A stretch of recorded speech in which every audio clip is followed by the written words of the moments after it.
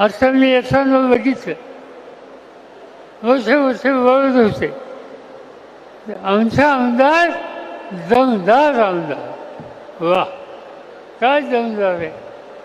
चौकशी केली म्हणजे हा आमदार दमदार आहे, काय भानगड काय, नाव काय त्याचं, ते गेले.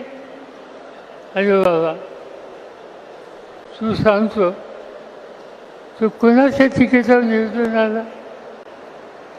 त्यावेळेला तुझ्या पक्षाचा नेता कोण होता? त्यावेळेला हा पक्ष कुणी काढला?